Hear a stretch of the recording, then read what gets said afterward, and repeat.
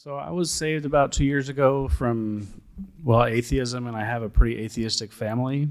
And so I've been trying to share the gospel with them ever since I was saved. And just finally, recently, I'm engaged in a conversation with my sister, and she's wanting to get into a discussion about evidence. And I'm just curious if you guys could touch on, should I engage in that or not? If not, at what point do you draw the line? And, I've listened to sermons on not casting your pearls before swine, so I'm just kind of lost as to where to go from here. Any sincere question, any sincere, genuine question deserves a sincere answer. But know this, that all the answers from science, culture, whatever, is not going to convert her. It's going to be the gospel. Always go to the gospel, the gospel, the gospel. How does a man... Let me give you an example. There's a brother I know in the mountains of Peru.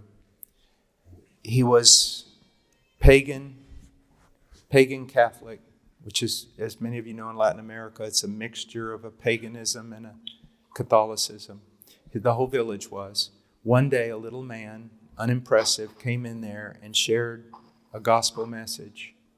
Immediately, this man believed. The next day, the whole village got together and they were going to, it's a thing they will do for punishment, they were going to bathe him in boiling water if he didn't recant. Now, I want you to think about something. He hears a message that contradicts his entire tribe, his entire village of people. He hears it from a little unimpressive poor man who only stammeringly shares the gospel for 30 minutes. Yet in that moment, he comes to believe that Jesus is the Christ resurrected from the dead and that salvation is by faith. He never read evidence that demands a verdict. He knows nothing about Van Tilian apologetics. No reasons to believe were given to him. Nothing about who moved the stone. There was nothing. It was the gospel message. How is it that with that small thing, he's now willing to die for his faith? I think John Calvin, one of his greatest contributions in theology was to answer that question using Scripture, that it was the work of the Spirit of God testifying to the truth of the message, illuminating his heart and regenerating him. So that should be your concentration. Speaking forth the gospel, demonstrating the gospel to your family, which means if you try to share with them and they say no, do not badger them. Do not give them a reason to say, look what he's become, a fanatical person who just badgers us and judges us. No, seek to share the gospel with them. If they say we don't want to hear it, stop. And serve them and love them and bless them, not in a way in which you're trying to draw attention to yourself, but out of a sincere heart. If she has an honest question, like, what about evolution? You can answer that question, but not thinking that by answering all her questions, you're going to bring her to Christ. It is the power of the gospel. It is always the power of the gospel. And I love what Spurgeon and others have said, with the Scriptures.